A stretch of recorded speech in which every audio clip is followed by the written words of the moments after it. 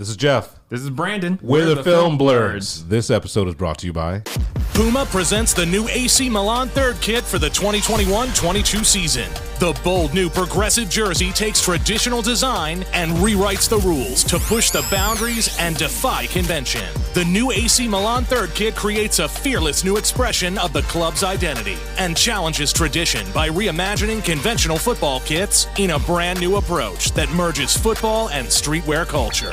Puma, we are forever faster. Puma.com.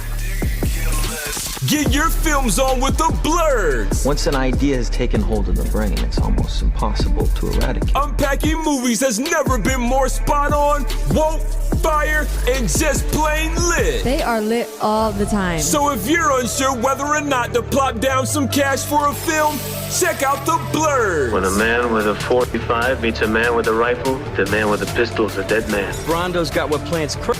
It's got electrolyte. You really only need to hang mean bastards. But mean bastards, you need to hang. Don't say you weren't warned. Ridiculous. Here's Brandon and Jeff.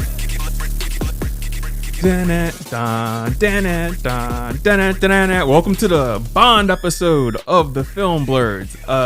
My name is Brandon Norwood, aka Hero Protagonist, aka the true father of Joe's kids, aka Ruff McGruff, aka Papi Chulo, still sticking Molly and all the women in your life's butt, including your daughter and your grandma, aka the Lethal Protector, aka B-Wood the Magnificent. And I'm joined, as always, with... I'm Jeff Stewart, a.k.a. Uncle Jeffrey, a.k.a. Revengeman Button, a.k.a. He Who Remains, a.k.a. Agent 069. Giggity. I cannot wait till we get to our 69th episode.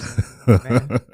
Ooh, boy. All right, let's dive in. So I forgot to say this during my Venom review last week. I want them to remake classic movies with Venom. I want RoboCop with Venom. I want to see Venom shoot off a rapist's dick. But how does he shoot it off? Would Venom have a gun? Yeah, Venom's gonna have a gun. Some people he'll kill with a gun, and some people he'll kill with the symbiote. The symbiote. Yeah. All right. So with Venom Cop. Yeah. So when that girl's screaming, and he's like, "I'll blow her head off, man." I just want him to be like, Lethal Protector. Shoot his balls right off. What other movies can we squeeze Venom in? Because it's the Venomverse now. Let's get Basic Instinct. You know what I'm saying? Let's have him show dong. Let's have him cross his legs. You see his dick, the big Venom dick. Yo, no, I'll do you even one better. When he uncrosses his legs, right? You just see his face right there again, with the tongue and everything. Yo, man. Yeah, let's start doing. Let's do The Godfather with Venom. When he kills Clemenza. The Lethal Protector. Oh my God! So we're gonna need anyone out there who does deep fakes to just go to town. You are now blessed by the Film Blurs. I want to see Venom in Terminator 2. 8 Mile. Oh, yo. Fucking Venom is B-Rabbit. Yeah. All right, yeah, I'm I mean, Tom this. Hardy raps anyway. Might as well. That mixtape he put out was fire, though. He put out a mixtape? Oh, you didn't know about this? I mean, I knew he rapped. I just didn't know he put out a mixtape. Yeah. So back when the first Venom came out, right? Somebody leaked that shit, and it was all over the internet. And everybody's like, "Yo, Tom Hardy rapped before he started acting." And I listened to it. I'm like, "Oh shit!" I mean, he looks like a hood motherfucker. He looks like he can spit fire. I mean, it's like that dude Brian Austin Green, that Pretty Boy dude. Remember him? From 90210? Yeah, he has an album, a legit rap album produced by one of the dudes from The Far Side. Is it good? Surprisingly, yes. All right. Well, I'm going to have to go search this out. I had no idea. Yeah. Find out. Fuck around and find out. All your favorite actors are rappers. It's like basketball players. All your favorite basketball players are actors or rappers. Or, yeah, man. Raptors. Yeah, man. Lethal Protector. I can't wait I can't wait to hate watch this fucking movie. I hate myself because I know I'm gonna buy this shit on 4K and just do a handful of edibles whenever I'm in a bad mood and just watch this. We should do a live stream of us watching that Venom. Venom. We could do it over the holiday break. You know what I mean? Because it'll be out on 4K by then. It'll be out next week. You know, so you know how this shit works. Yeah, we'll set that up. We'll do it somewhere. Instagram. I don't know. We'll figure it out. All the internets. Yeah. Somewhere. We'll give you a special because we were gonna take like a long break for the holiday season. But you know what? We'll throw you a bone and do Venom with you. All right.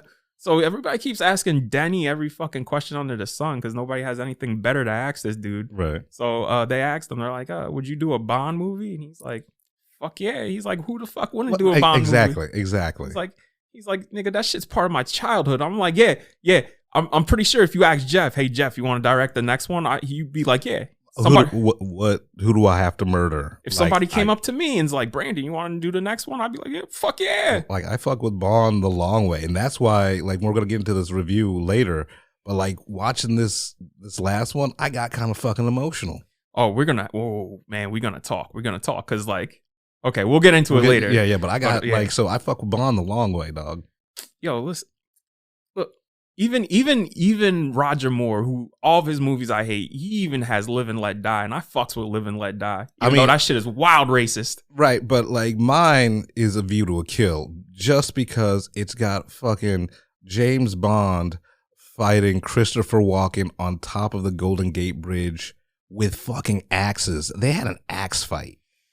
Yeah, Roger Moore, baby. Right, Roger. I mean, like he's not my favorite Bond, but he's the Bond that like introduced me to Bond.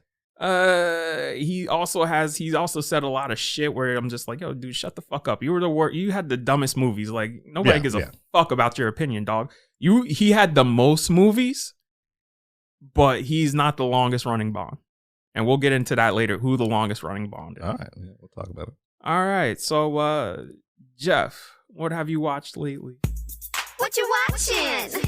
What you watching? I said, what you watching? What you watching? What are you watching? Believe the fucking hype. Squid Game. Oh shit, it's good? Yo, man, it is so fucking amazing. Yo, every country has a movie or a series that's sort of like this. Japan had Battle Royale. Like we have The Purge. You know, like now Korea has Squid Game, where it's like these hardcore horror films with a definite political leaning and just says shit about the society it's based in. Let me tell you, it is. I have not watched one. Like I'm on episode 7 right now. It's 9 episodes. I have not watched one episode that has failed to like captivate me, even though I know what's gonna fucking happen. There's this whole entire episode based on tug of war, and my asshole was clenching throughout this whole entire fucking episode. So how do you die in tug of war? Because I know the first episode is red light, green light, right, and all the kids at school have been playing it because of Squid Game, and I'm just why are they watching Squid Game? Yeah, yo, a kindergartner told me he watched Logan. Yo, all of you parents are negligent. What are you doing? Here's my thing. How the fuck is a 5-year-old allowed to watch Logan? But then last school year when shit was just all around fucked, we showed the kids Guardians of the Galaxy and we got mad complaints. I don't get that. Yeah. For everyone who's listening, Squid Game is not for kids. For kids. Yeah. It shouldn't even be for adults. You know, the gore is extreme, but also warranted. You know, the storytelling is on point. Like this last episode, the marble episode is what I'm going to call it from now on.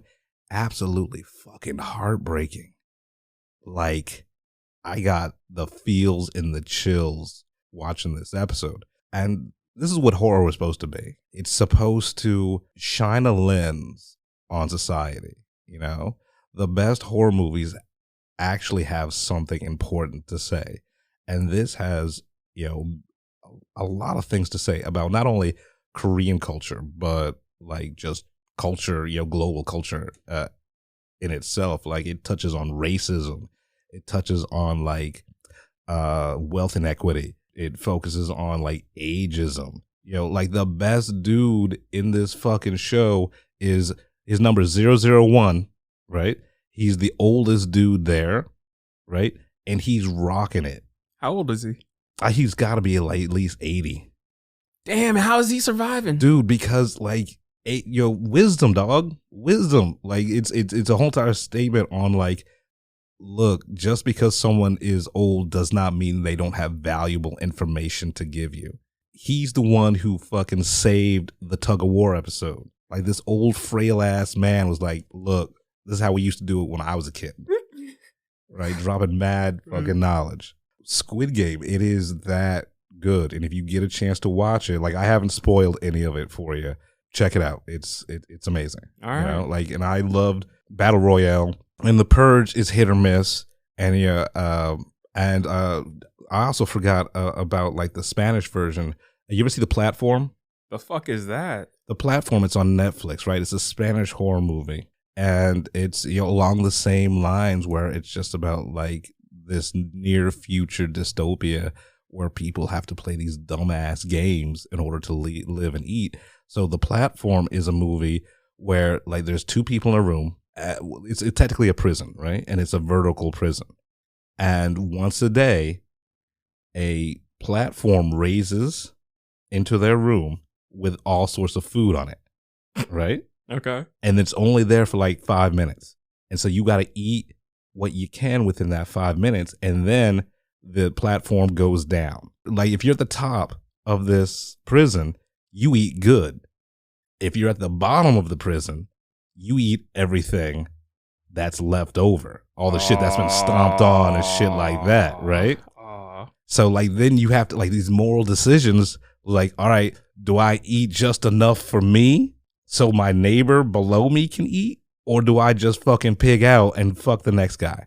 It's wild. It depends. It depends on what the next guy did, because I might be in there for some robbery shit, and the dude below me might be in there for, like, you know, all types of touching kids and shit. Right, but you don't know. You don't know. Is it soundproof? No, like you can see down to the guy below you. Yeah, but can they hear you? Yeah. Okay. So they can hear, like, but you're not going to ask, like, hey, are you a diddler? Oh, I would. I straight up would. I'd be like, yo, what you in here for? If they told me, I'd be like, okay, all right. Jaywalking.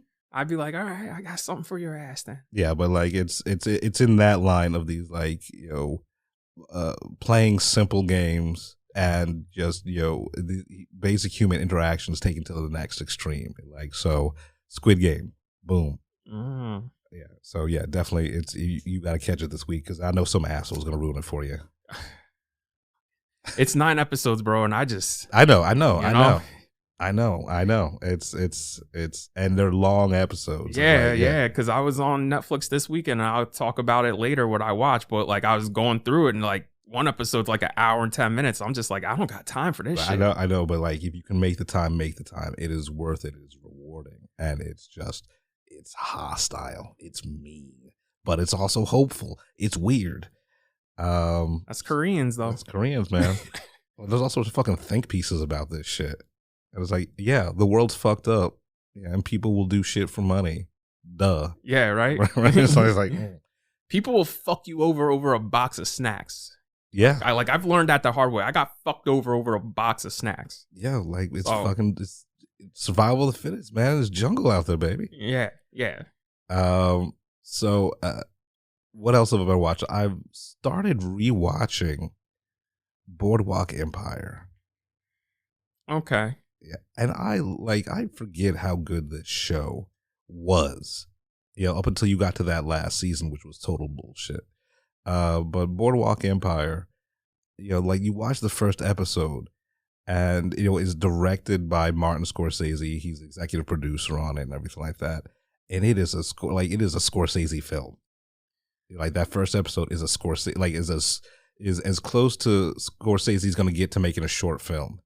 I really like the first season. Like that first season is the best season of the show. Oh yeah, definitely. And then I'm not for nothing. Seasons 2 through 4 were great. And then like I was season 5. You had to watch that just because, but it was pulling teeth to watch that. Nah, man, they lost me in season 4. The only reason why I watched season 5 because they announced that was it. But like season 4, they did my man's dirty. Which one? Richard. Oh, fucking Richard Harrow. Yeah, they did him dirty. And just as he like found love and shit like that. I was like, yo, get the fuck out of here. Yeah, and then that last season, I was just like, man, this is some bullshit. And like last season, like, oh, what a twist.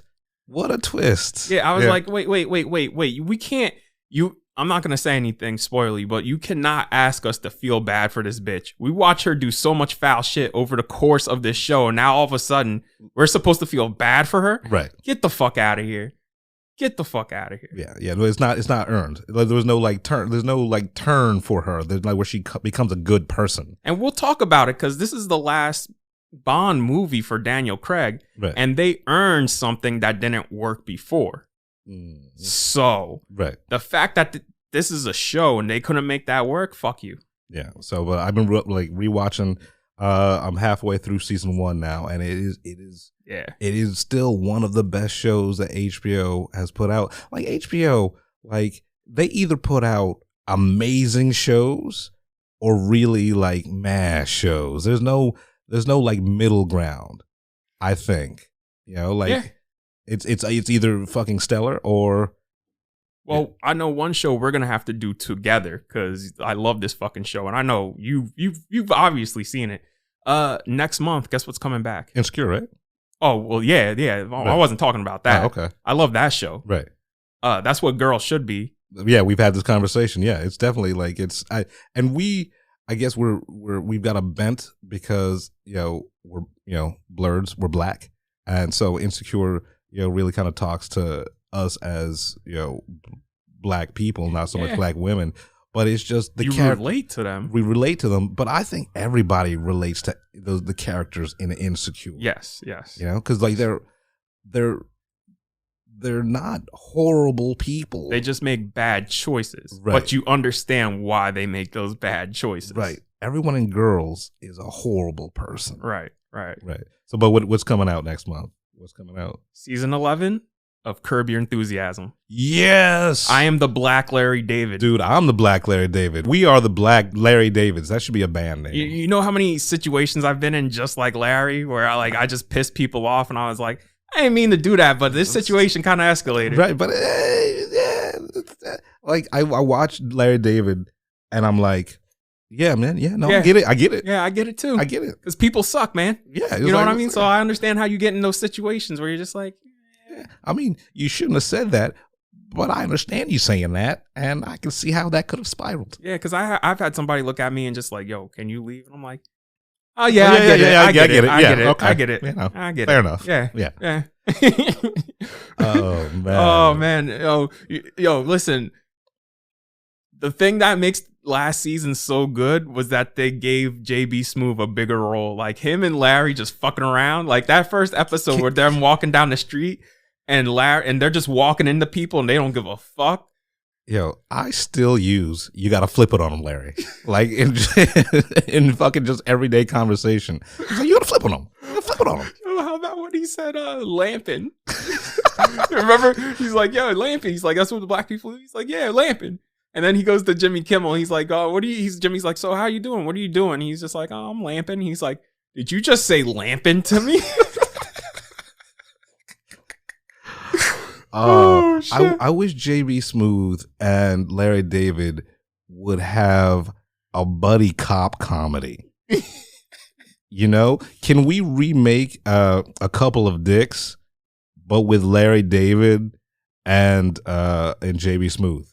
Yo, because the thing that makes the fucking shit funny is Leon is just like Larry, except people like him. Right. People like him. Right. He's just black as fuck, and he's just personable. He's like 5% less Larry. Yes. And that's all it takes. It only takes 5% less Larry to survive. Yo, I remember that episode he was depressed because Cheryl left him. He's like, yeah, and Jeff came over. Jeff's like, yo, we gotta get him out of here. He's like, yeah, he moping dick. He's like, no, you mean Moby Dick? He's like, no, he a moping dick. He's like, what the fuck? You mean Moby Dick? He's like, no. He's like a moping dick. Oh, he's like, oh, moping dick. I get it. He's like, yeah. He's like, oh, let's go the fuck up out here. And they go and they're like, hey, what the fuck you doing? You gotta get out of this bed. They just pull the sheets off of him. Oh man, I'm gonna have to go back and rewatch every season up until when's it premiering? I don't know. It's next month sometime. Yeah. Yo, fucking the first episode with the pants tent. You know how many situations I've been in that where like ladies get mad because you think you have a boner, but it's just the space in your pants. It's just the pants. It's just the pants tent. Yo, that first episode, I was just like, oh man, I've been there so many times. Yeah. So I mean, Fucking team Larry David, man. Team fucking Larry. And the fact that this show has been on for 11 seasons of like this guy just being a horrible individual. That is 11 seasons of him just being a straight dick and not anyone shooting him. Yo, but I mean, he's been taking his time because like it was constantly coming out until season 8, and then like from season 9 on, he's been taking like 3-4 years off because there's a time where he's like, yeah, I'm done with it, and then he's I thought the last season was going to be the one where he went to Paris at the end. Yeah, that was like season 9, and he was just like, yeah, I don't want to do this anymore. And then like years later, he's like, fuck it. He's like, fuck. The world needs Larry David. Yeah. He's the hero that we deserve. The Fatwa. That was the Fatwa. episode. That whole season. Oh man, and the whole entire fucking Lin-Manuel.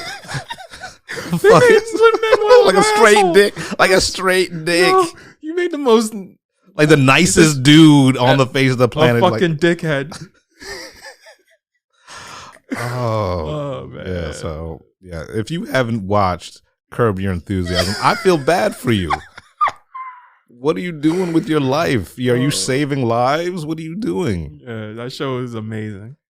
Like, even if you hate the show, watching him in these situations will instantly make you feel better about your life. Yo, with the music's so bubbly. Remember that show, Difficult People? I fuck with Difficult People a lot. That was a good show. Remember that ended the one episode where all the books got like eaten by worms and they were like rotten and they were like burning the books, and like Julie's like, she wanted her own library, and the person who was funding it saw her burning books. She's like, oh, you're done. And then they just both look at each other because they made the Curb reference earlier, and they just go,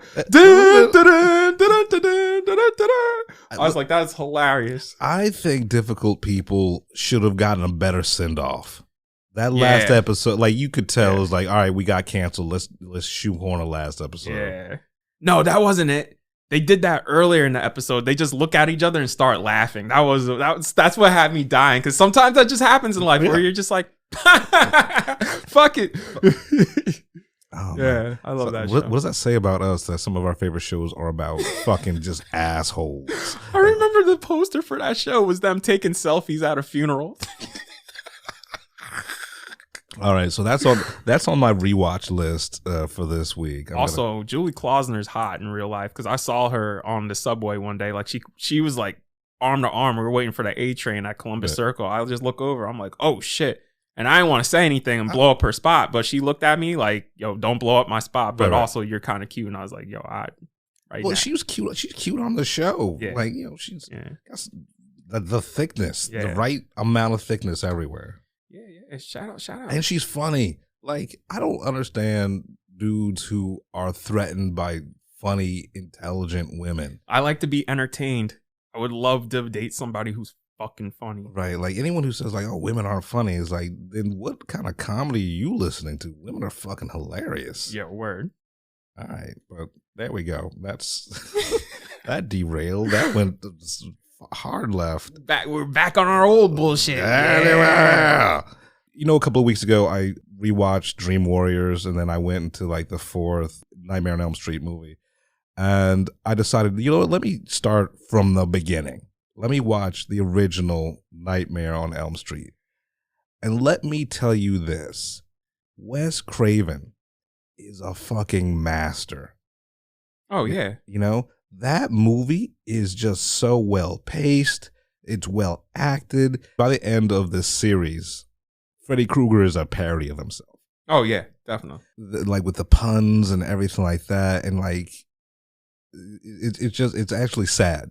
But you watch him in this first one, and he's terrifying. Well, that's why he took him back to basics in New Nightmare. Yeah, I haven't gotten New Nightmare. I have not seen New Nightmare since it actually came out. When did it come out? Like 92? Yeah, something like that. Yeah.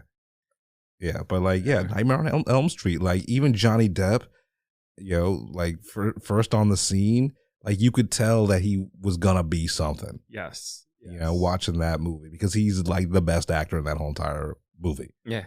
Honestly. No offense to Heather Langenkamp. Like, she does the damn thing. Right. But she does. Like, I'm not taking that away from her. But like, that's Johnny Depp's movie. you know? Yeah. Yeah. So it's just so, and then after watching this, you know, like I started off, like I said, with in the middle of this series, and then for some dumb reason, I looped around. Like you can see how it's like the law of diminishing returns. Yes. Like each one after the original one just got dumber and less scary, and just like, you know, all right, we got to hit these benchmarks. We got to have a little bit of nudity, a whole bunch of puns. He's got to turn into something. You got to have the singing, and that's it. Everything else we can just kind of throw together. Well, 2 was wild homoerotic. Didn't they do a documentary on how homoerotic the 2 was? I think there is a documentary on that. I got to check that out. But yeah, like if you have not watched the original, not the remake, not the reboot, the original A Nightmare on Elm Street, do yourself a favor because it's, you know, spooky season. Go back and watch that. Also, shout out to Wes Craven, R.I.P. They are putting out Scream 1, 2, and 3 in 4K this month. Yeah. And I'm going to cop the first 2 because 3 doesn't exist. We go straight to 4. You know, I never watched 4. 4 it's decent, you know what I'm saying? It's not on the level of the first 2, like be real. Yeah, but I mean, the first, like we've had this conversation before. Like 1 was just like it changed the game, and 2, it may not have been a better movie, but it was a scarier movie because they knew it worked. And we're getting a new one in January, Scream 5. Are we? Yeah, man. Who's is this?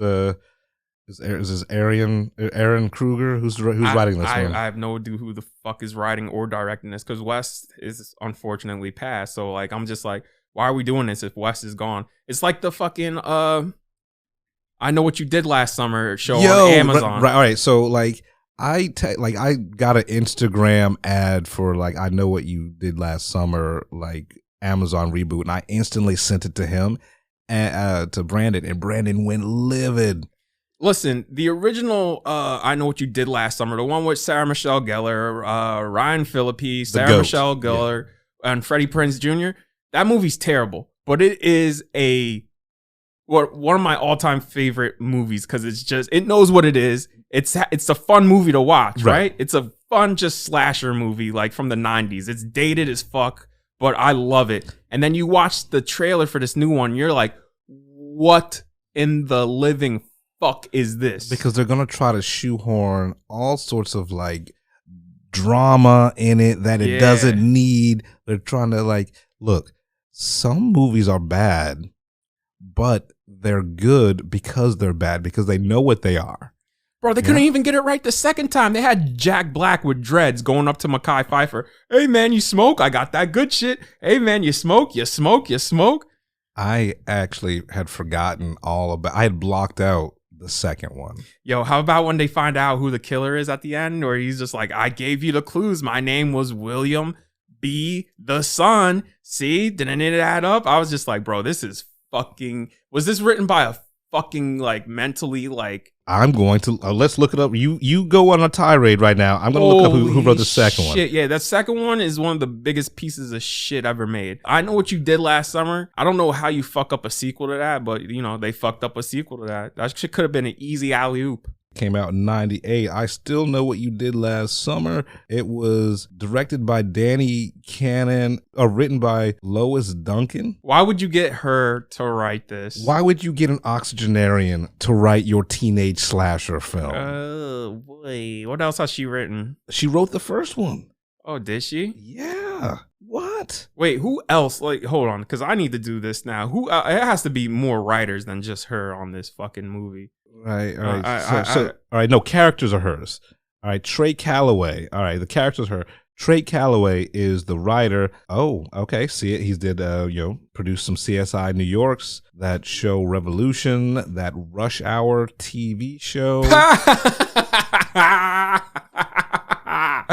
Oh man. Station 19. He's more of a producer than a writer. It's like he fucking owns TV. Like if your grandma likes something on CBS, he's probably been a part of it. All right, so let's see what Danny Cannon's done. Like, let's see where I Still Know What You Did Last Summer failed. He has done a lot of CSI. Like that name pops up on a lot of CSI. Oh wow, he directed the first, like the Stallone Judge Dredd.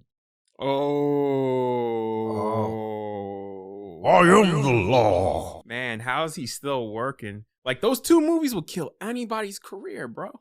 I I know what you did last summer. I like Judge Dredd like that. Yeah. Yeah, because it's not a good movie, but it looked like they had fun.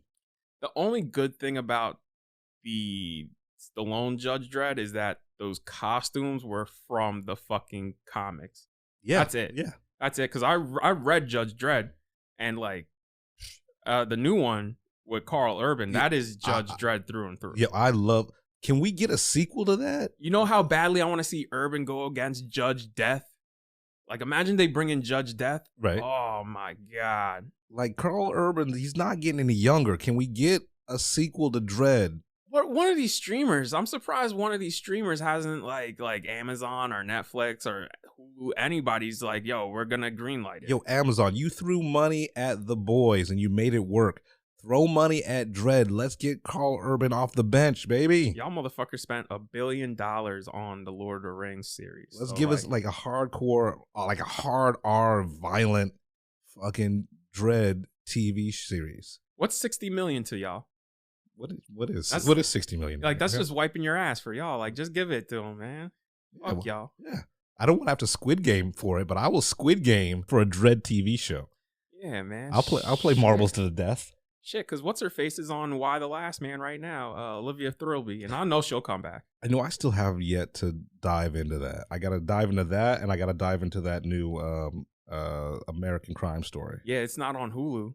It's only on FX. I guess they're holding it till it's done to put it on Hulu. But what? What? Yeah, it's airing just on FX only. Yeah, I'm not paying for that. I pay for Hulu so I can get FX. Yeah, well, we're gonna have to wait. All right. Well, there you go. Yeah, Why the Last Man's a little slow, but it's building. You know what I mean? Like, you just see it's showing you how fucked up shit is. Well, it's a slow comic book. Again, people, when you think, men, when you think, oh, I'm gonna be the only dude on Earth, yeah, it's not like that. It's never like that. This show shows you, like, oh yeah, you thought that was gonna be all gravy. You're in danger. Yeah, so that's what I've been watching. I saw the new trailer for the season 3 of Lost in Space, which I'm excited about. I'm gonna go rewatch Lost in Space because I fuck with that show. All right, let me know how it is, man. All right, but yeah, that's pretty much what I've been watching. All right, let's get into what I watched. I watched this movie. I got a screener for a movie called Mass, and it's called Mass because it takes place in a church, and it's about a mass shooting. Okay. Not in the church, but it's about the parents. Okay. So the parents of the shooter and the parents of one of the victims sit down and talk. Ooh. And that's the whole movie. Oof. And that might sound boring, but goddamn is it not. It is one of the most intense fucking movies I've ever seen. And it's just raw. Like, the actors are giving it their all. You're just watching these people, like, just bare their souls. Like, the dude who fathered this school shooter, he's like, yo, listen, I don't think my son should have been born. I don't even think, I think it was a mistake. He lived, but will I call him evil? No, I refuse to call him evil. I'm just like, Jesus Christ. Like, this shit gets intense, bro. Oh, wow. Who's in this? Like, I see Jason Isaacs, Martha Plimpton, Margot Martindale. Is that Robert Patrick? No. What's that? I can't. He's been in a lot of stuff, but I don't remember his name. Okay. All right. Reed Briney. Yeah. Okay. Yeah. I mean, it seems like it's on. It seems like it's something I would really enjoy watching. Written and directed by Fran Kranz. He's an actor. He's like usually the nerdy dude. If you ever seen Dollhouse, he's the dude who puts them in the computer and logs them in. Right. Yeah. It's solid. If when it comes out, I'd recommend it. Okay. Saw the Addams Family 2. How was that? If you saw the trailer, you saw the movie. Like, what you see is what you get. The first one's on Hulu. Just watch that and just walk away. Just walk away. I want to go back to like the Angelica Houston, Raul Julia. Yo, like, and that's the thing. Y'all got Oscar Isaac to voice Gomez, and I'm just like, he looks like fucking Gomez. Yeah. Just cast him as Gomez, dude. It makes no sense to me. But yeah, this movie, whatever. I like, even the kids were just like, yeah, sure. Finished the last half of Rugrats because it premiered over the weekend on Paramount Plus. They reintroduced Kimmy in this. Okay. Yeah. So her mom hasn't popped up yet, but I imagine she will, and eventually she'll get married to Chucky's dad. But like, it's cool that we jumped right over Dill and went straight to Kimmy. They're like, yeah, get that shit the fuck out of here. Like, yeah, Dill will never exist, it seems like. And you know what? That is perfectly fine. Well, they better con Dill. You know? Yeah, but when are we going to get an All Real Monsters reboot? I want that so bad. Tweet at Paramount Plus. Well, yeah, that's how they release their press releases, and they make all their decisions just through Twitter, right? Yeah, man. Yeah. Paramount. All right, I got you. I finished up, oh man, what's the name of that shit? 9 Perfect Strangers. I wanted to start that, and everyone keeps on hyping it up. Is it good? It's all right. Yeah. I like it's based off another novel by Lame Morty. She wrote Big Little Lies. Big Little Lies I fuck with. This is not Big Little Lies. It's just it is what it is. I was just like, man, sure. You know? It's 9 episodes, so yeah. All right, sure, okay.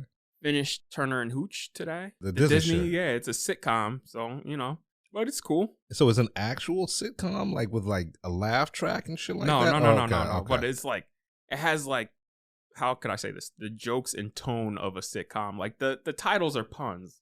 Okay. You know. So it's like If Perfect Strangers, like with a dog. Dog Fight was the name of one episode, or like Live Free or Bite Hard, some shit like that. Okay. But it's for now that I've seen the whole season, it's entertaining. All the stories come together at the end. Mm-hmm. Everything's paid off. So yeah, for a lighthearted kid show, there's a lot of shootouts, and I appreciate that. Well, I mean, it is based on an 80s movie, so I mean, you got to have some holdovers, like just negligent, just fucking, it should not be in a kids movie type shit. Oh, so yeah. Fucking shootout. Yeah, shootout with drug dealers. And Reginald Vell Johnson, he's back as the mayor. He pops up from time to time throughout the show. He comes in the last episode holding a pistol, never gets to fire it. And I was like, oh, the mayor rolls up at a crime scene ready to get busy. I was okay. The mayor rolls up like he rolls up in every fucking movie, just like in Die Hard, just like in Die Hard 2. Yeah, for those of you who don't know, this is a sequel to the original movie, and in the original movie, Reginald was a cop.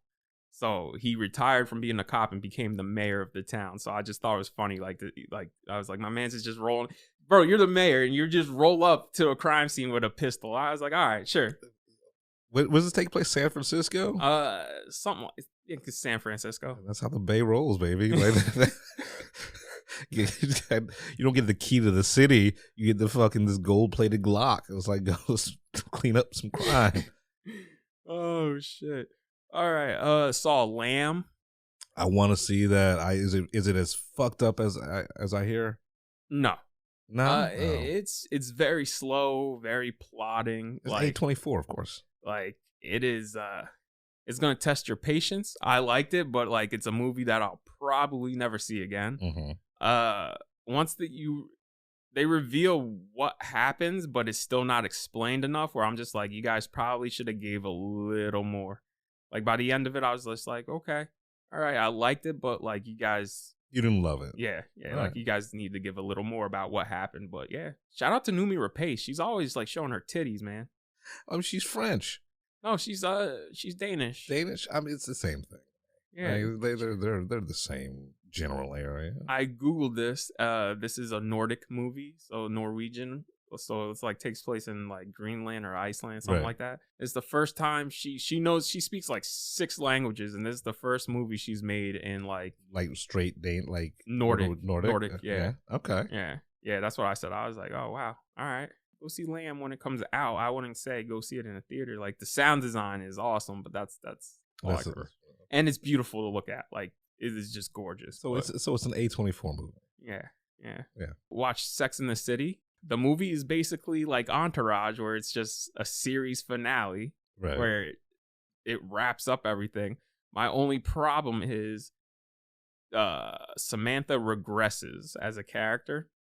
So all the progress she did make in that last season with the cancer and everything like that goes out the window? Oh yeah. Okay, like of course. they mentioned the cancer like maybe once or twice. Like that shit is just gone. She got that good health insurance. Like, I don't know. Yeah. So like also I think it was weird that everybody got on Miranda for leaving Steve. They get back together at the end. But my man's like cheated on her, bro. You know what I'm saying? I get why she was angry. You know what I'm saying? Like, yo, fuck out of here. Like, yo. I mean, and everybody's like, you should give him another chance. I'm like, bro, he went and fucked somebody else. They share a kid. Like, I mean, I'm not like, I don't even remember who Steve is. Like, it's been so long since I've watched the show, so I don't even like. So, was he the guy with the glasses? Yes. Okay. Yeah, and Charlotte, you know, throughout the show, Charlotte was trying to get pregnant and this and that, and like she made peace with like, oh, okay, fine, I can just adopt, and they adopt like a little Chinese girl. Okay. The movie she gets pregnant. All right. Okay. Like, did they get rid of the Asian No, kid? no, all right, no, just, no, all right. Just want to make sure. Like, did they write her out? No. Like, because they wrote out Miranda's cancer or whatever, like Samantha's cancer. And basically the crux of the film is Carrie is a jilted wife because Big left her at the altar. But to Big's defense, this is the best he's ever written because you actually see him as a character instead of, you know, just this dude who's there to fuck Carrie. Right. So like he even tells Carrie like this is my third marriage, and like this shit's becoming a circus because he wanted it small, 76 people. And because Carrie is who she is, it blew up, and like there's like 300 people attending their wedding. And he's just like, well, what the fuck is going on? Like he started getting nervous. You know what I mean? I get where he's coming from. Like his third marriage and this wedding is becoming like it's a spectacle. Yeah. It's like it's a social event. Yeah. Instead of like a celebration of love. Yeah. And he thought it was just gonna be like him. For him personally, he just wants it to be him and Carrie. Like that's all he wants. And it just blew up. So when he got the cold feet, I was like, yeah, I get it, man. Like you told her what you wanted. Yeah. And the only reason why he was trying to go through with it and just put on a brave face is because he loved you. But I get why he got the jitters, man. So is that why they go to Dubai?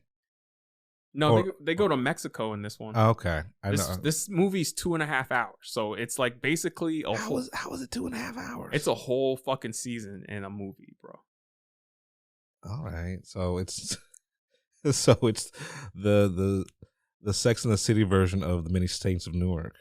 Yeah, man. It's a lot. Okay. Now I am going to watch is it a reboot or like how? It's a sequel. No, but like the show that's coming out on HBO. It's a sequel. It's a sequel to the series or a sequel to the movie? Both. Okay. Because the movie's a sequel to the show, but they designed it. You could tell they designed it for people who have never seen the show. They could come in and just be like, "Oh, okay." All right. It's also weird because there's two gay characters in the show and they hated each other, and then in the movie they're friends, and then during New Year's, when it hits New Year's, they kiss. They like kiss just because everybody else is kissing. They're like, fuck it. And I'm just like, is that it's like, is that how that works? I was just like, I don't know. If I was with a lady friend who I never really got along with, and then like when midnight hits, everybody's kissing, I just look at her and be like, yeah, nah. It's I'm like, good. nah, I'm gonna go. I'm good. Yeah. I'm gonna go hit that snack bar again. Yeah, man. Like the writing in this movie, I'm just like, it's sloppy. I'll say that much. It's an entertaining movie, right? But it's fucking sloppy. And it's when you have a built-in fan base like this show does. Sometimes the writers get lazy because they know what they know what buttons they have to push, what levers they have to pull in order to get the reactions and like the fan love.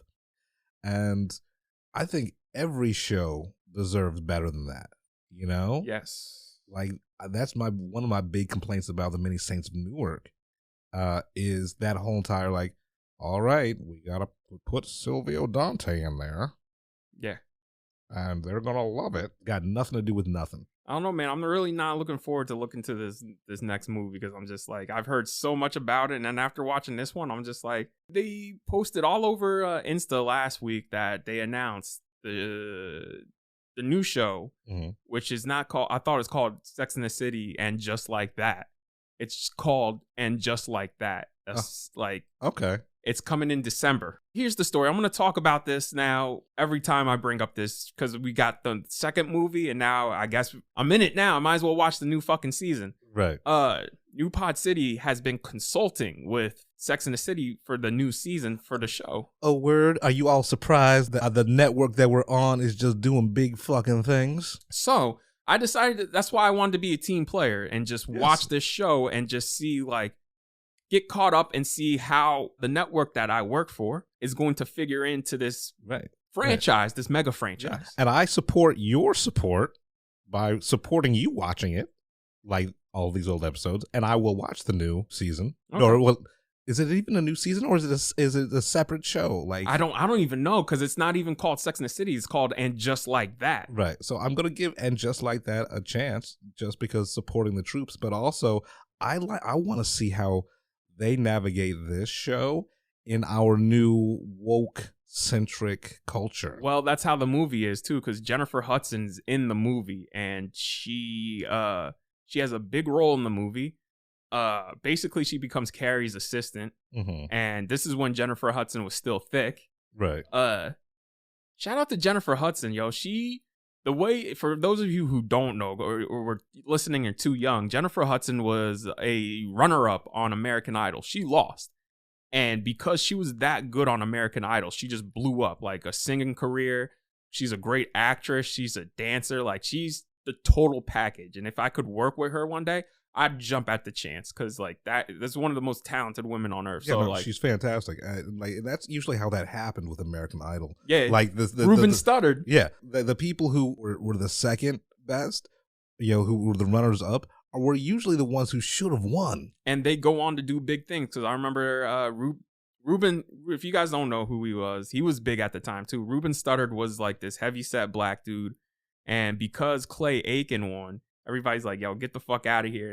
And Clay Aiken took off, but not at the not at the Ruben Studdard. Yeah, because Ruben was a runner-up. So like it became a joke for a while that you don't want to win American Idol, you want to be the runner-up. Right. I don't even know who Jennifer Hudson was a runner-up against. That's how bad it was. Was it like that was first season, or was that? I think that was like season 3, or because the first season was Kelly and Justin, because they did that fucking movie. Oh, I forgot about that fucking I gotta movie. watch that fucking movie. That's gotta be ill-advised cinema. Oh, yeah. We gotta watch that. So it was that. The season 2 was Ruben and Clay. And then season 3 was Jennifer Hudson. I don't even know who the fuck she lost to, because I'm just like, to the internet. But so I'm being a team player. And I'm going to keep watching Sex and the City, and like I said, I'm enjoying it.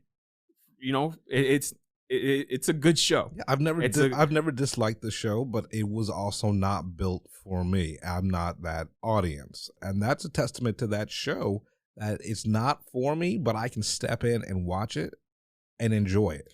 Well, what I like about the movie is instead of them focusing on just sex and fashion, it focuses more. They even say in the because they're in their 40s now in the movie, because the show is them in their 30s now. The movie is them in their 40s, because it was literally, this movie came out literally 10 years after the show ended. So it's not them about navigating sex, more is it them navigating love and relationships and motherhood. So that's what they said. They're like, yeah, we're focusing on love. And I was like, so it's mature in a way, but the only character who regresses is Samantha, which is fucking sad. That's honestly fucking sad, because I want to know what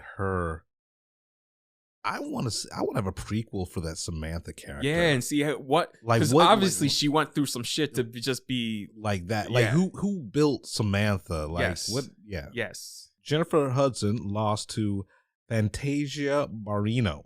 Oh, okay. Well, not for nothing. Fantasia did have a run, but she ain't really a powerhouse anymore. Yep, season 3. Like I haven't heard. Literally, this is the first time I've heard Fantasia Barrino's name since American Idol season 3. Bro, I haven't heard her in like 15 years. Right, like literally, like I forgot that she existed.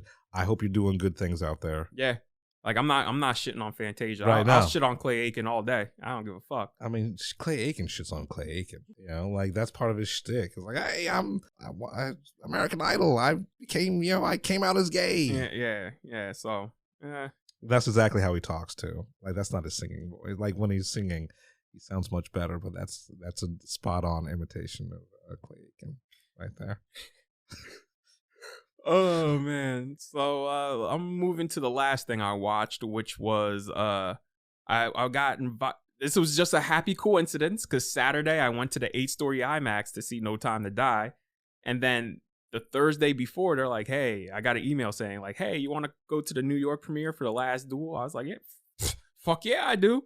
So went to see The Last Duel. I was I was crossfaded because my boy wanted to drink, and I was like, fuck, I should sober up. And I was like, we got to that bar because the theater was in it was the Jazz at Lincoln Center. So is it the Jazz Theater where you see all these jazz bands and shit, right. And they put up a screen for the premiere. And let me tell you, that if you've never been there, that venue is beautiful. I saw Mos Def there. And it was possibly one of the best experiences I've had listening to live music in New York ever. So I can only imagine was watching a movie there. Like, so the venue is inside this building. It's in Time Warner Center, and Time Warner Center is this big multi-floor mass media mall. Basically, it's a mall, and then on top of the mall is like apartments and condos and shit like that. Shit we can't afford. We went to the top of the mall where all the bars were, and we went into they had like 4 bars, and my boy's like, let's go into Ascent. That sounds cool. I was like, all right, fuck it. Like, let's get some food and like, let's get some drinks. We walk in that motherfucker. The first thing you see is just this from floor to ceiling windows, just the view of Central Park and Columbus Circle. And I'm just like, this is nice as fuck. Like we should we should not be here because we are not fancy enough. It's like, I am wasting this date on my friend. Like that's a date move right there. Yo, that's what my boy said. He's like, yo, this is where you take a date. I was just like, yeah, but fuck it. So we sat there and I got smizzied. I got fucking smizzied. I got like real shitty. I was flying through Smack City, like beyond flying through Smack City. So we were like I was pounding Moscow mules and vodka martinis after I had fucking vaped all types of strains earlier in the day. And then I was like, yo, because I hadn't eaten all day, so I was like eating the grilled cheese, and my boy got like burger, like sliders, and he's just like, the bartender comes up, he's like, food was good, guys, and we were laughing because we were just like, yeah, we were hungry, bro. Yo, all I can imagine, like all that's in my head for the last 30 seconds is like a conductor's like, now stopping Smack City. I'm sorry, I'm weird, but all right. Anyway, so you're eating baller ass grilled cheese, you're eating baller ass sliders. The bartender's like, Moscow Mule those were the best Moscow Mules I ever had. Like the vodka martini, I like chugged it. I was like, yo, I can't drink vodka no more. I was like, let me switch to Moscow Mule. But that's vodka. Yeah, I know, bro. I can't do vodka no more. We looked at the time. It was 6:45. The movie starts at 7. We're like, fuck, let's go downstairs. Because it's in the same building. We're like, fuck, we got to go downstairs. The bartender's like, hold on, guys. He's like, I'm going to give you guys, because we're having a great time. Like, you could tell. He's like, I'm going to give you guys free shots of bourbon. And like, it wasn't a shot. It was a shooter. Basically a shooter of bourbon for each of us. And we're just like, well, fuck. And like, we had to tip them after that. We're like, fuck, all right. Yo, it took us 5 minutes to finish those shooters of bourbon. So by the time we get downstairs, it's like 6:55. We're like slurring. You know, everybody's dressed to the nines and shit like that. And we walk in, we get a ticket and a lanyard. Like the lanyard is big as fuck. We take the elevator up because you got to go to get into the venue. You got to take an elevator up. Right. They're like, oh yeah, you can have some free water and popcorn. We're like, Oh, word? Water and popcorn? I was like, all right. Something to drown, to help sober me up. Nigga, I love the movie. I saw most of the movie, but nigga, you wanna know what was I saw most of the movie. You wanna know what I was doing most of the time? I was doing the dope fiend head nod. I look like those, for those of you who don't know the slang term I'm using, in New York, when you ride the subway, there's always like a dope fiend who's just like in and out doing the head nod. And we've all been there. We've all done the dope fiend lean. Like, there's parts of the train where everybody's shaking and holding on. You know a dope fiend because they're not holding on to anything. And they are they don't fall down. They don't fall over. Weeble wobble, but they don't fall the fuck down. No, they don't fall. Yeah, nigga, I felt like a dope fiend. I was like, oh, my fucking guts hurt. I gotta get right. I felt like a fucking a doped up white boy. Like, Mom, I need some fucking pizza rolls. My guts hurt. My guts hurt. Mom, you fucking bitch. More meatloaf. Ma, meatloaf. So it was a good movie.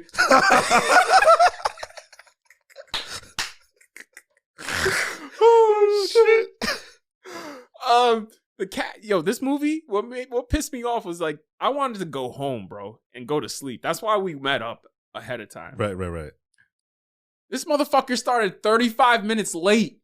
Well, of course, it's a premiere, man. You're not new to this, God damn it. Pomp and circumstances. People got to get their picture taken and shit. And then they brought up the cast, and I thought the cast was going to make a speech. Like, the entire cast was there. And the dude who introduced it, he's like, yeah, Ridley really wanted to be here, but Ridley's in England right now making another movie. And me and my boy look at each other like, this nigga's making another movie? He's got this? And then the Gucci movie's coming out next month. I saw the trailer for the Gucci movie. Again, before Bond. Yeah. I'm like, how does this movie look? It keeps looking better every fucking time I see the trailer. It played like gangbusters. So yeah, but back to this. Shout out to Ridley. I don't know how you're 80 something and just cranking out, just like doing it in your sleep, basically. Shout out to you, bro.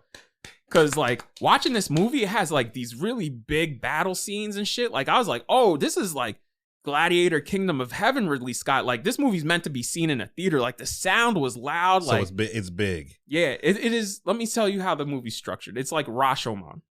So you got 3 points of view. You got Matt Damon's point of view, then you get Adam Driver's, and then you get Jodie Comer's. I want to say, fellas, after watching this movie, I felt disgusted with myself. Fellas, we ain't shit. I felt bad being a man. This bitch straight up tells Matt Damon, like, yo, Adam Driver just raped me. And you know what his reaction is? He grabs her by the throat and starts choking her. He's like, is it true? Is it true? And she's like, yes. And then he goes, God damn it. He won't let me have anything. And I'm just but also I got raped. So like immediately after that, you know what he does? He's like, get in bed. And she's like, I can't. I just got raped. He's like, yeah, he's not going to be the last man to touch you. I'm your husband. I was just like, yeah, I was just like, okay. I was so like, this is rough. Yeah, but the ending is satisfying as fuck. All right. So like for the, but you get two. Let me bring up. I'll bring it up, but I want to describe the rape scenes in the movie because I remember texting this to you and to my brother and to a couple of more people where I was just like, bro, what the fuck? Where the dude who was this premiered at what was it? Toronto. And the dude at Toronto, he asked Ridley Scott basically saying like, why did you show the rape scene twice? And Ridley had to explain. Like, I'll explain. Well, if it's got a structure like Rashomon, you got to show it twice because I mean, it's from two different points of view. Well, the first point of view is from Adam Driver's. Right. And from the first point of view, he clearly rapes her, but he thinks that she liked it. Right. Right? and he knows but he knew what he did. And so for the second point of view, it is fucking brutal. It's hard to watch. Right. It is just like, it's because it's what actually happened. Yeah, and you're just like, Jesus Christ. So yeah, I'll read the tweet because this dude was at this press screening. I found it. It said, Ridley Scott is aghast, scoffs when asked by a journalist who didn't see any difference between the two rape scenes. I don't know how you watch this movie and see the same. Yeah, the same fucking rape scene. Like, why? My thing is, why would you even ask this question? Who like this? We need to have better fucking film journalists. Yes. In the world. Who's this dude? Who's he write for? I don't know. Apparently, Ben Affleck had to step in and tell the dude, doesn't matter. Both scenes are rape, bro. Right. And then Affleck also said, like, yo, we showed scenes of marital rape. By the way, Matt Damon treats his wife and how the system of marriage is sometimes akin to rape. And the dude is just saying all this shit. And as they had to end the press conference because they all had other shit they had to do. And the press journalist straight up asked the question again. And Ridley Scott just goes, you have to watch the movie again. Yo, like we need a better caliber of dude. I don't know what film journalists. I don't know why the fuck you would ask some shit like that. Like, yeah. But anyway, back to the movie. The 85% you saw. It's amazing. I'd recommend it. It's made to be seen in a theater. This is the type of movie I would make if Ridley wasn't making it. How long is it? 2.5. It's not bad. So it comes out this Friday. So go see this and then detox yourself by seeing Halloween Kills, watching 3 women just fucking wreck this motherfucker. Yeah, so man. I'm so looking forward to Halloween Kills. Man, we ain't shit. Oh yeah, of course. All right, well, let's get into trailer talk. Roll camera and action. It's time for some trailer talk. Yeah. I saw this trailer before Bond. This is like my 4th time seeing the trailer. Alamo, I hope you're getting a 35mm print because I will go see this. This movie looks fun as fuck. Licorice Pizza, the new Paul Thomas Anderson joint, starring one of the sisters from Haim. Benny Safdie's in this. I fuck with the Safdie brothers the long way, man. Like, I'm just saying. Oh, well, what do you think of the trailer, bro? Matt, I didn't see the trailer. You didn't? No, I forgot. That's okay. Describe it to me. It's hard to describe. Bradley Cooper's in it. He's unhinged, looking like everybody looks like they're having fun. Right. You didn't get to see. They didn't show you the preview before No Time to Die? No, man. Like I saw. They showed me a preview for a Martha Stewart cookbook. I was in the middle of the Midwest, man. All right, so we'll move on. But you enjoyed Licorice, like go. Let's talk about it, man. I can't talk. It's hard to talk about. It's really hard to talk about. It is basically like about a child actor in high school and who's just a fuck up. See, there you go. That's all we needed. And Bradley Cooper is just I don't know who he's playing, what's going on. Sean Penn's in it. It's the cast for this is stacked. I just can't wait to see it. When does it drop? Sometime in December. All right. So is it gonna be an Oscar? You think contender? Because that's where they drop those Oscar contenders. I mean, they're dropping them now. That's when it starts. It's September through. Is it September? I thought it really didn't start until November. It starts now. Oh, okay. Shit. So I mean, the last Duel's coming out Friday, dog. All right. Yeah. Dune's coming out next week. You think Dune's going up for an Oscar? Like beyond special effects, you think it's gonna get that that Lord of the Rings sweep? It is highly possible. All right. Did you watch the trailer for Nightmare Alley? Yes, I did. So last year, TCM does a series called Noir Alley every Sunday where they show a new noir movie. That was one of the movies they showed is Nightmare Alley. It's based off a novel. And that is one of the best film noirs I've ever seen. So like I don't know how, like, this looks visually stunning. I just don't know how Del Toro is going to do any better than that movie. I mean, like, I've never seen Nightmare Alley. Like, I never saw, like, I've even heard of it before this trailer. Like, and you say it's one of the best noirs you've ever seen? Yeah. Like, so, like, lay it out for me. Like, lay it out for the It's like a drifter comes across a circus, like a traveling circus, and falls in love with this beautiful woman, and they just start conning and killing people. I mean, like, so this story, I mean, has been told, like, over the last couple of years, because then you've all right, so you've got like, what, season 4 or 5 of American Horror Story, which is like, you know, drifters and carnies. You've got what was that HBO show about? Carnival, you know. So do you think it's going to have shades of the, like, any of like, I want to see how Del Toro handles this, you know, because like I said, I'm going into this fresh. I didn't even know this existed until, I don't know. I mean, this and Licorice Pizza is what DiCaprio was going to do. Like, he read both of these scripts and was really close to signing on to doing both, but he passed on both. And he's going to do the one that we should get into now, which, hey man, I don't know his thought process, but, like, sure. This movie's stacked, but it just looks not good at all. Adam McKay, he's doing another movie called Don't Look Up. It's a Netflix movie. Right. Did you watch the trailer for this? Yeah, I watched the trailer for that. Yeah, I don't. Listen, I've had enough of retarded dumb people in the White House. Like, I don't need to see a movie of this. Like, I know it's a satire, but, like, I'm good. Yeah, I mean, it doesn't even look funny.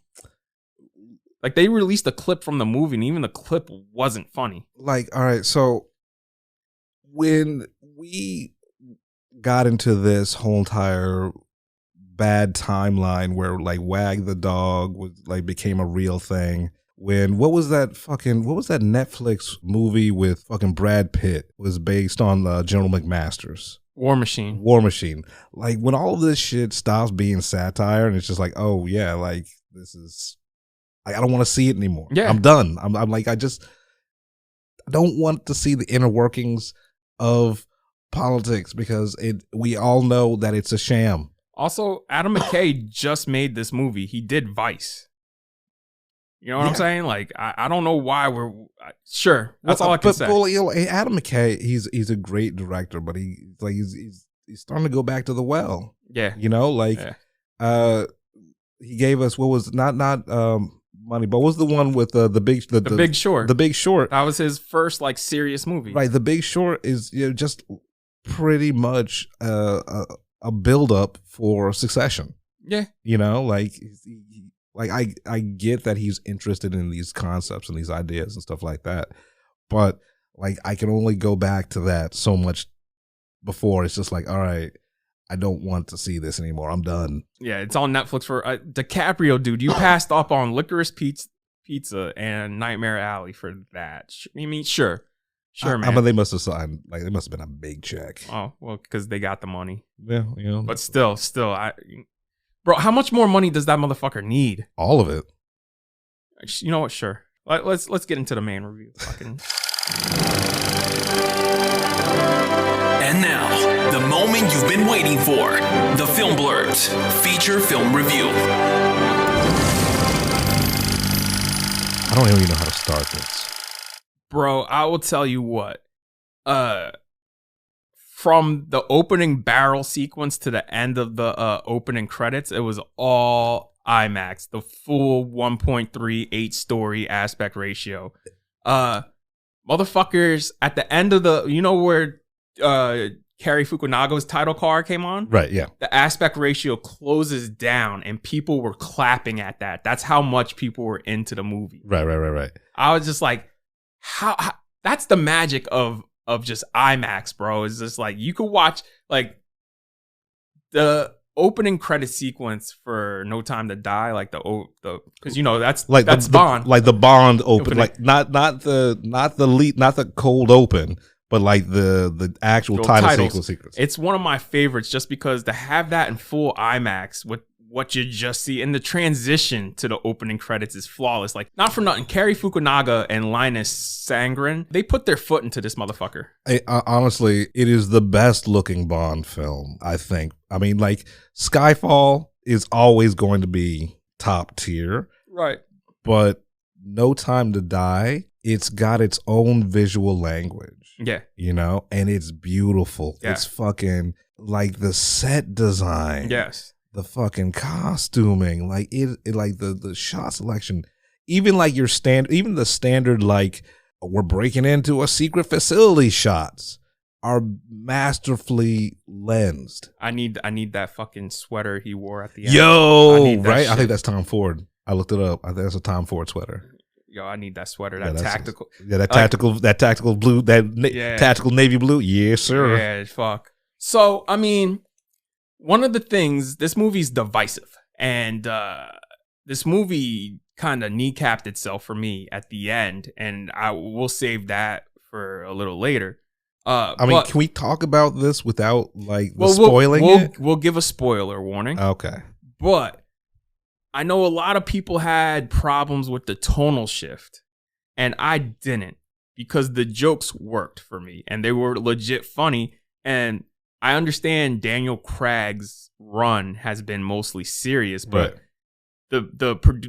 Barbara Broccoli, who produces Bond and owns the rights to Bond, right, she straight up said, like, the reason why Daniel Craig's character, like, the reason why his whole thing exists is because of Nolan. And, you know, this type of Nolan shit's going out of style. Right. My problem is Carrie shot 30 minutes in IMAX, shot another 10 minutes in 65 millimeter, opened it up for IMAX. So it's like 45 minutes of IMAX. He wanted to shoot like an hour and a half in IMAX, and they had to give the IMAX cameras back. Right. You want to know why? Why? Nolan was shooting Tenet, so they had to give they had to give the cameras back. And as I will say this, the last 5 minutes of the movie killed it for me, but this is 10 times better than fucking Tenet. Like, hands down. 20 times. This is what I wanted Tenet to be. Yes. You know? Like, it was like emotional. It was like the action was on fucking point. It's brutal. And everything except for Rami, I was all about. See, let's talk about Rami real quick. Right. Okay. So I didn't have a problem with Rami's character just because it makes sense why he's doing what he's doing. I actually agreed with it. I'm like, yeah, nigga, fucking do what you got to do. But this whole movie, it's a little too convoluted because there's too many moving pieces. It's not like it doesn't make sense. There's too many moving pieces. Like, he figures into it, Madeline figures into it, Blofeld figures into it, right, and all of Spectre, M figures into right. it. Like, I was just like, this is too many. Like, it makes sense, but it's just too many moving parts. Especially like it, and it moves towards you real fast. Even though this is almost a 3-hour movie, yeah, it's like never a dull moment. There's no let up. My other thing is if this was the plot of the movie, is what they were doing, I was just like, why not just have Blofeld break out of prison? Why not just have Spectre break Blofeld out of prison? Just have Blofeld be the villain, because Blofeld is the Bond villain, right? You know what I mean? Like, my problem with Rami is, like, I get his motivations and everything like that, but he didn't seem like once he did what he did with Spectre, right, he didn't seem as much of a threat to me. You know what I'm saying? Like, he was just like, all right, well, he's a threat, but it's like, all right, well, you mission accomplished, right? So now you're just being a dick. No, because I see he was always a threat to me just because he saved Madeline, and I know that was going to figure back in, and I know he was going to fuck with her and Bond just because, you know, he's a fucking psycho. That's the thing that they made clear, is like, homeboy's a fucking psycho, and just because Rami Malek is just weird and has those bugged out eyes and the way he talks, I was just like, yeah, the motherfucker's a villain because he makes me uncomfortable. Right, like, Rami, he may fucking blind puppies on the weekend, but he's got an infinitely punchable fucking face. He's a fantastic actor, and he may be a great dude, but he's got this smugness about him. It was, yeah. My other thing is the mask that he wears. It's what was it for? Yeah, why? Like, I thought you know, it would have been cool if they made him have a baby voice to match the mask. Mr. Bond, I'm going to give you now. Like that, I was just like, honestly, you could have just cut Safran out and just had that be Blofeld, and I think the honestly, movie would have been better. Yes, you know. And I'm not saying he was a great villain. He's not the best. It's not he's the best look. Like when it comes to like Bond villains, he's the one I wanted to strangle the most. Right, I didn't feel he was no Javier Bardem, you know.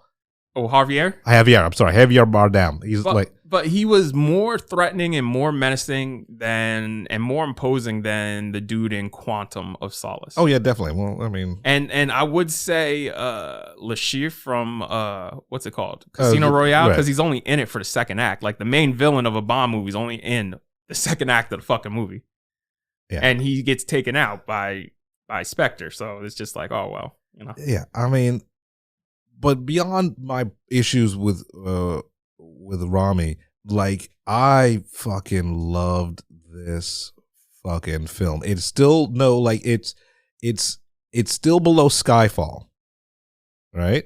But if you're gonna end this Daniel Craig run, this is how you do it. Like it did it justice.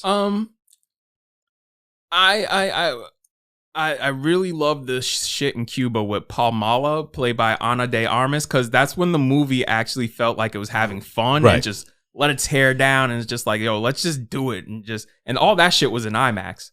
Like the opening from like I said, from the opening barrel sequence to the end of the credits. Opening credits is in IMAX, and then that entire Cuba sequence is in IMAX, and it is incredible to watch in IMAX. I can only imagine what it's like in IMAX, because on a regular screen, it was like, this is a well thought out, composed action scene. Yeah, and it makes me mad that Carrie couldn't do more in IMAX because of Nolan. But I will say, was the shit in the forest? Was that IMAX or no? No. See, that shit in IMAX would have been fucking. But even though it wasn't in IMAX, it was still thrilling because they opened it. But my boy saw it in 3D, and he said the 3D was amazing because like the bullet casings fly at you and like, you know, all types of shit. And like the only thing I want to see in 3D is in the opening barrel. You know how the blood drips down? Right. And this one, guys, when they do the opening barrel shot, you fly through the barrel of the gun. It's the first time you've ever done that, and it transitions to that beautiful opening shot where it's a bird eye top down view of Safran walking across a frozen lake, where I'm just like, oh fuck. That first 10 minutes was fucking ass clenching tense. Yes. I want to say too, I love the repeated motif shot of somebody walking through the forest from behind, and then they walk down a hill and you see the vista of what it's supposed to be, whether it's just the forest or Madeline's house. Like they repeat that like 3 or 4 times, and every time I was just like, this is amazing. It's a well thought out movie when it comes to like the visuals. It really does use cinematic language to tell the story. Yeah, it's a gorgeous film. Let's get into spoilers.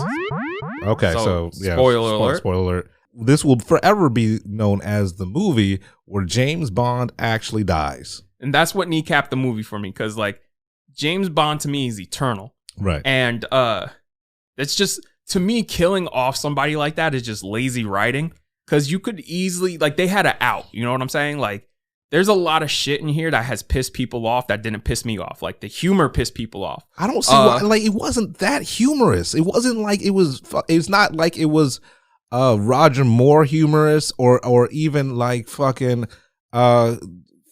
Pierce Brosnan.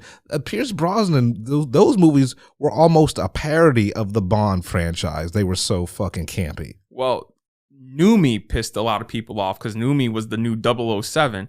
And I'm like, it's just a number. Who gives a fuck? And a lot of people, when she said, "Oh, I'm 007," I heard some dude go, "Ugh, no." Ugh. Yeah, because, black woman. I'm like, who gives a shit, bro? Black. Like, let me tell you about this movie. He was retired. Right. He was like fucking living in Jamaica, fucking just chilling. Yes. Fixing his fucking bike. He didn't even give that much of a fuck. It hurt, you could tell it hurt him a little bit. But Right. It's like I thought you were going to, at least hang it up. Yeah, but then he got over it. He's like, all right, fuck it. I don't give a fuck.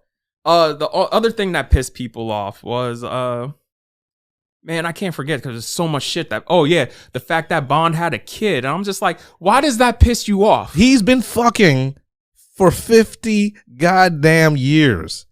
Right? He's been married like 8 times. You don't think he's going to have a bastard kid out there? Right?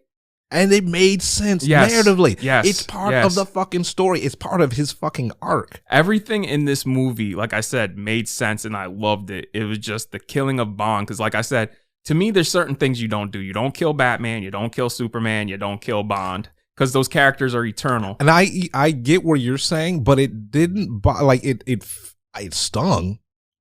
But it felt earned to me because, like, like I don't want to ruin any more than we've already ruined. But like the one thing that he wants, he can never have. And that's kind of a cop out. Like you killing a character is just, to me, like that is just lazy. Because I'm saying he has an out. He has Madeline, and now he has a fucking kid he just found out about. Like, but he can't, like, he's infected with the shit, so that's corny. That's fucking corny. Like, bro, easily he got shot like 6 times. You could have easily just said, "Oh man, you survived it, but you can never work again because you've been seriously critically like fucked up." Like, it didn't bother me that much, just because it doesn't matter in the whole of the Bond universe, because it was just, they're gonna recast him and reboot it anyway. Yes. So I like the fact that this is the first time that this is sort of like a self-contained, like all these movies, the Craig era is a self-contained sort of. It's got a beginning, middle, and end. It's a narrative arc, and so him dying at the end of that and them recasting it. It doesn't hurt me as much because I know, like, I stayed to the end just to make sure James Bond will return. So it didn't bother me that much because I know, like, you have all the other fucking Bonds, who they just recast it. There's no closure. Well, I mean, the one thing I will say about this movie, now I want to see a spinoff with Noomi. Oh, yeah. And I want to see a spinoff with Paloma. Yeah. Paloma. Right. All right. Because let me tell you, in this movie, the women in here, like, anyone who likes to talk about how Bond is a misogynist, like the Bond series and stuff. Oh, this shit is woke because he goes to like have sex with them. They're like, "No, what the fuck are you doing? Like, get the fuck out of here." Like, this is stacked with bad murder bitches. Yeah. Yeah, because he rolls up on both Noomi and Pamela, and they both like, "Fuck out of here." Like, right. They laugh at him. They're like, "Are you serious?" It's like, "Oh man, we're on the clock, son." Yeah. They understand you can't do that shit no more. Right. Yeah, I mean, I think it's a well-written movie. Like, my only problem was with Saffron. Like you said, you could have excised Saffron and just put Blofeld in there as the main villain, and it wouldn't have missed a beat. I want to give a shout out to Hans Zimmer because this is the first time he calmed himself down and made like a subdued score. Yeah. Also, the Billie Eilish song fits the theme of the movie, and it works. Right, because I was apprehensive about her doing the theme song, because the Bond theme song. I wasn't apprehensive about it. I didn't care one way or the other, because I've heard songs by her, and I fuck with some of her songs, but it was just hearing the song with like the opening, with the titles. It was 2 years ago when they first released the song, because this was supposed to come out like so long ago. I want to know what Danny Boyle was gonna do. Danny Boyle was supposed to have he was supposed to do this one, and then he got fired. Oh shit! Yeah, no, I don't think Danny Boyle could have handled this. I want to know. When I first heard the theme song, 2 years ago, I was just like, we're doing a ballad, and the ballad is just so low key and sleepy. And I was just like, Billie Eilish can do upbeat pop songs, and this, I was just like, but this works. It worked. It worked. It Like, works you watch in context of the movie. You watch that opening title sequence, and it's like, okay, yup. Well, not even the opening titles, but everything that happens before that. You know what I'm saying? So, but yeah, this should have been just, you take out Safran, you take out Blofeld.